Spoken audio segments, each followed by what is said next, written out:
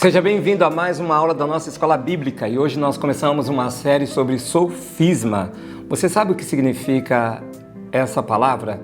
Ou você sabe o que significa isso? Então, se você não sabe, você vai aprender agora com a gente. Se você sabe, vai ampliar um pouco mais o teu conhecimento, o entendimento com relação a isso. E está na palavra. O apóstolo Paulo fala sobre sofisma, mas às vezes nós não buscamos entendimento sobre aquilo que a palavra do Senhor nos ensina. A primeira coisa que eu quero começar é falando sobre o significado da palavra. Ele significa argumento ou raciocínio concebido com o objetivo de produzir a ilusão da verdade, que embora simule um acordo com as regras da lógica, apresenta na realidade uma estrutura interna inconsistente, incorreta e deliberadamente enganosa, mas nem sempre é assim que algumas pessoas conseguem enxergar. O segundo exemplo é argumentação que aparenta veracidade, mas que comete involuntariamente incorreções lógicas. Aparenta ser algo, parece ser algo, mas não é. O versículo bíblico que aborda a questão do sofisma é 2 Coríntios, capítulo 10, versículo 4 e 5. Essa passagem fala sobre as armas da batalha espiritual, que não são carnais, mas sim poderosas em Deus para destruir fortalezas e anular sofisma. Mas nós vamos ler o texto bíblico que está em 2 Coríntios, capítulo 10, versículo... Vamos começar do 3, o 4 e o 5, que diz assim: porquanto, embora vivendo como seres humanos, não lutamos segundo os padrões deste mundo. Somos seres humanos, estamos nesse mundo, vivenciamos todas as coisas, mas nós não podemos esquecer que existe um mundo espiritual por trás de tudo isso. Existe o reino de Deus, o reino das trevas e o reino dos homens. O reino dos homens está aqui nesse mundo. Existe um sistema e esse sistema ele está corrompido. Não totalmente, mas uma boa parte do sistema desse mundo já está corrompido. Nós vemos uma influência de Satanás. Nós não podemos invalidar a ação de Satanás através dos sistemas. Nós vemos que ele está por trás das leis, por trás de muitas coisas que são colocadas na internet, muitas coisas que estão através de um veículo da televisão e por aí vai, de um rádio, show, música. Para onde você olhar, você vai ver que o inimigo ele também está infiltrado e por isso que ele arrasta multidões. E lógico que ele não se coloca como aquela imagem que estamos acostumados dele: chifres, tridente, rabo, com uma capa preta, todo vermelho, né? Essa é a ideia que foi pintada de Satanás para mim e para você, de algo diabólico. E isso ele gostou. Por quê? Porque fizeram uma imagem dele mas que ele atua de uma outra forma completamente diferente. Nós estamos nesse mundo, esse mundo é caído, literalmente, ele é destituído da glória de Deus, por isso que eu e você, como cristãos, precisamos resgatar tudo para o Senhor. No versículo 4 diz o seguinte: pois as armas da nossa guerra não são terrenas, mas poderosas em Deus para destruir fortalezas.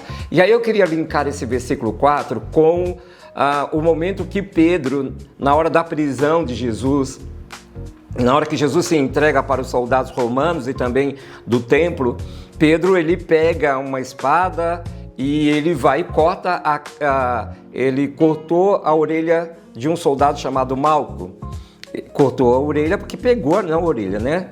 Mas se tivesse pego no pescoço, a coisa seria mais séria ainda. Pedro estava diante de um momento espiritual determinado pelo próprio Deus, que deveria acontecer, fazia parte da redenção dos seres humanos, mas Pedro, diante de algo espiritual, condicionado pelo céu, pela eternidade de Deus, com a aprovação do Deus vivo, Deus Todo-Poderoso, o Pai de Jesus Cristo, sendo validado por toda a eternidade, Pedro desejou agir de forma humana. Quando ele faz isso, Jesus pega a orelha de Malco e coloca novamente, então aquele homem vive um milagre. E Jesus olha para Pedro e diz assim: aquele que vive da espada morrerá pela espada. E Pedro, da forma que você for agir, se condicionar nesse mundo, você vai vivenciar, você vai viver assim, não é dessa forma. Jesus estava tentando dizer para ele, até no último momento ali, que a coisa era espiritual e não carnal. Pedro queria resolver algo espiritual, validado pelo céu, de uma forma muito carnal. E muitas vezes nós fazemos isso. Eu e você, nós fazemos isso.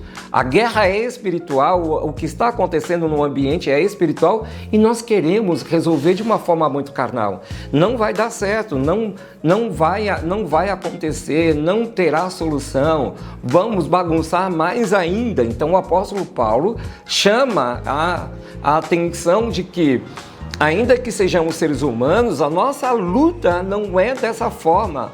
Não é agredir as pessoas, não é dar o troco, agir da mesma forma. A pessoa mentiu com relação a nós estamos mentindo também. Ela me fez algo de errado, eu vou dar o troco, vou fazer algo de errado contra ela e por aí vai. Não funciona dessa forma e nunca vai funcionar.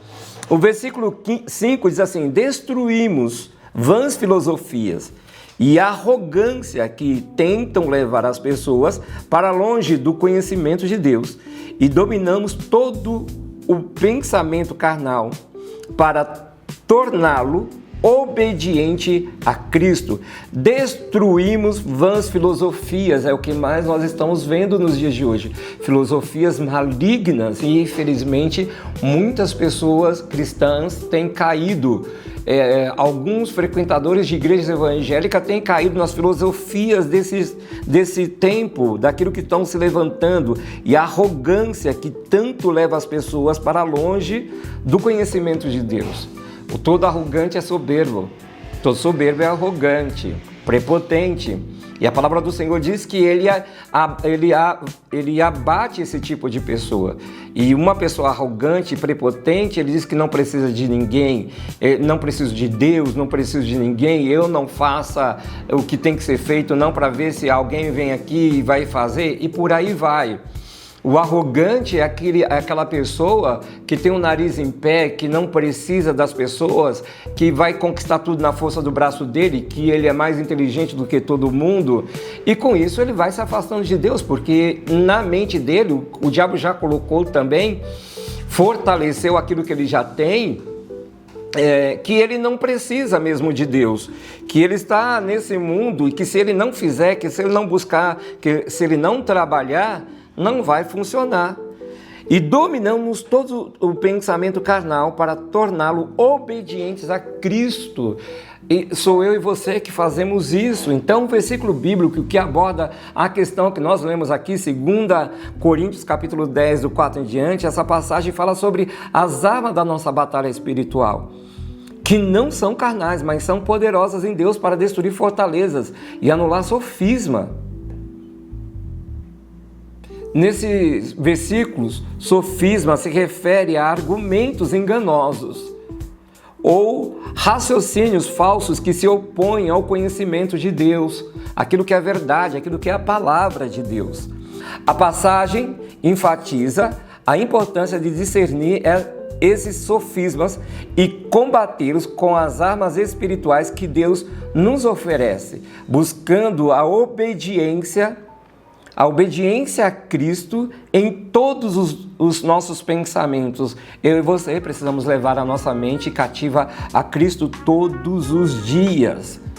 Eu não sei se você lembra ou se você sabe da história de Demas, que Paulo escreve para Timóteo, pedindo para que Timóteo ele fosse tê-lo rapidamente, depressa, porque Paulo estava nos seus últimos dias e ele, ao escrever para Timóteo, ele diz que Demas, isso está em 2 Timóteo, capítulo 4, versículo 10, que diz que Demas, amando este mundo, foi envolvido com filosofias vãs, com sistemas desse mundo, sistemas corrompidos, olhando para conquistas humanas, abandonando a sua fé, porque ele não deixou só de servir a Paulo, a caminhar com Paulo, deixando de ser um obreiro, mas ele abandonou a sua fé em Cristo Jesus, abriu mão da sua salvação e voltou para a sua vida e foi cuidar da sua vida, dos seus interesses, e assim são muitos nos dias de hoje.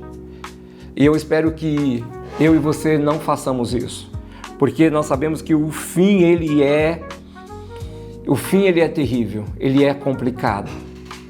Nós falaremos mais sobre esse assunto na próxima aula e eu te aguardo em nome de Jesus.